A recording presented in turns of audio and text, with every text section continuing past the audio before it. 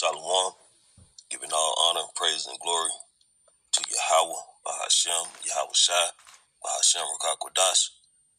Double honor to our apostles and elders of Great Millstone and Root Well. Peace and salutations to the hopeful elect, pushing this true doctrine across the four winds of the earth in all truth and in sincerity. I'm Lamad Ariyah from the Mississippi Count. Lord willing, this be an edifying lesson.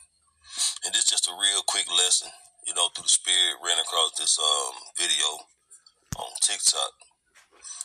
And it shows the judgment of Yahweh, Bahashem, Yahweh Shai. Okay? And the way the Lord is judging people, man, it's crazy, man.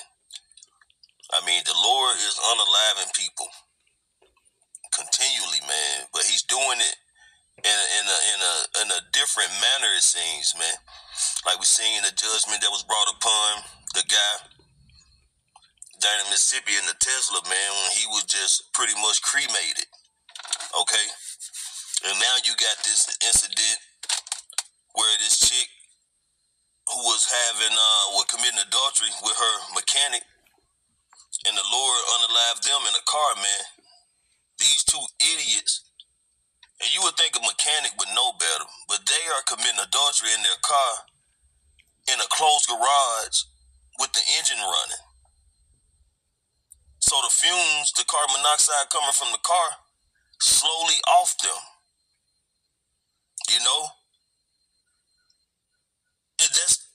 And that's the Lord doing, man.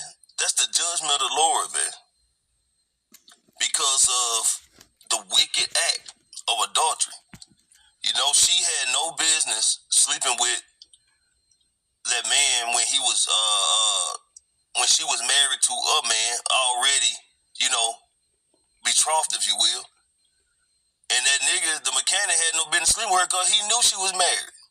But it was a trade-off, work on the car for a sex exchange, which was wicked because she belonged to another and that nigga knew it. And the Lord did what off them. And that's right. That's righteousness. Okay? That's our justified judgment. Because it's going off according to the scriptures. So I'm going to get a couple of scriptures. I'm going to close it out and I'll play the video at the end, man. But, hey, the Lord is cold, man. The Lord is cold-blooded. And he's humorous. Because this is really kind of funny, man.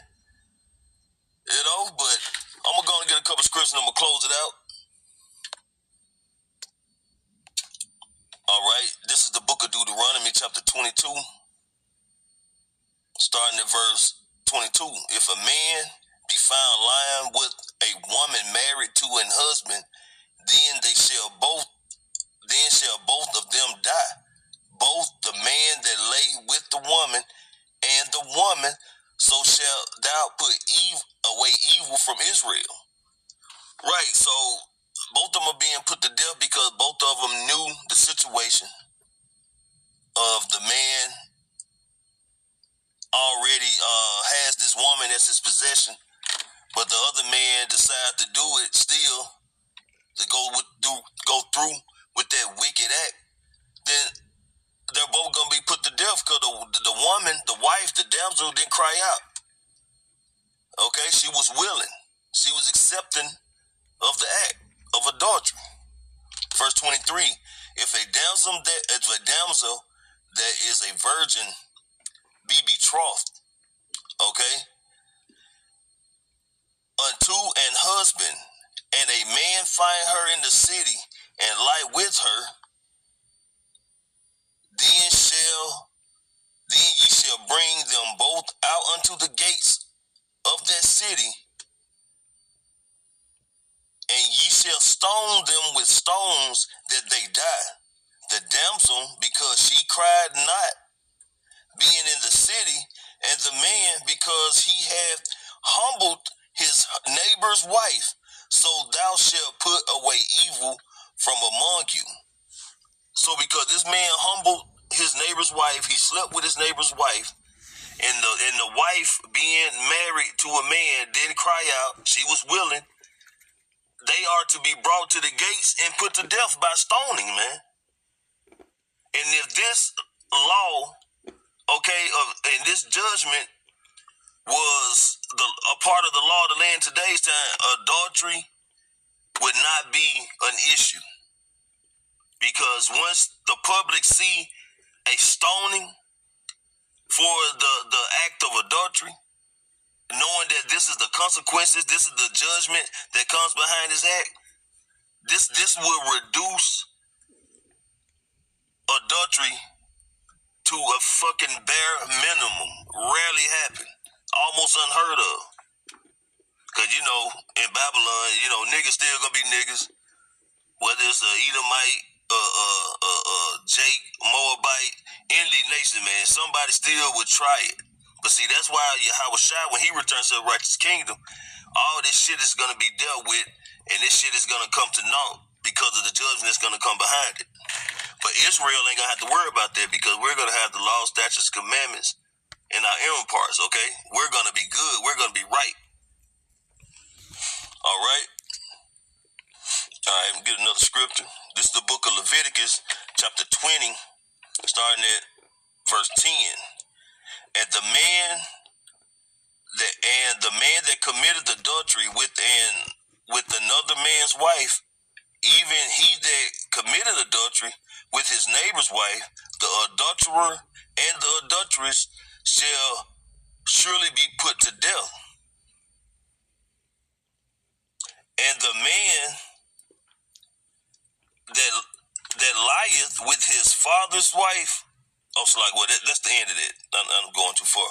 But the point is, in verse 10, is that when a man lie with a woman, okay, committing adultery, and that woman don't cry out or try to keep that man from forcing herself on him, she's willing. And when she's willing, she's participating in the act of adultery.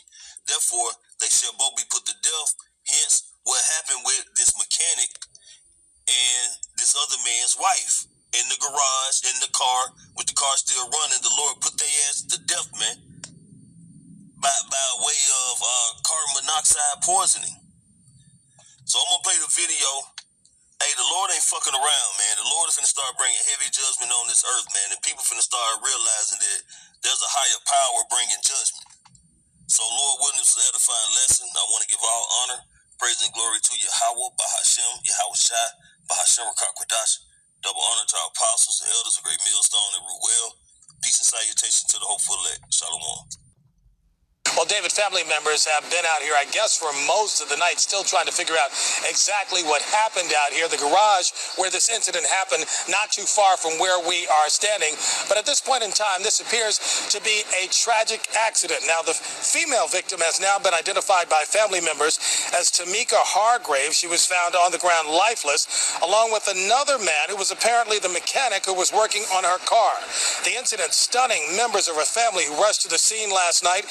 Tamika's longtime companion made the horrible discovery of the two bodies in a lower garage. He says there was a strong odor of gas in their home, and after a while, an alarm went off, and he investigated the source. Kahali Johnson kept following the source of that odor that smelled like automobile exhaust. It took him a while, but eventually he made it to the garage. He opened several doors before he found a vehicle that was running and the two victims. And as I go to step to try to open the last garage door, I see the mechanic. He's laid out, and she's just a few feet away, and she's laid out. And pretty much I had to call 911 because at this time, with that level of emissions, whatever, I knew they were gone.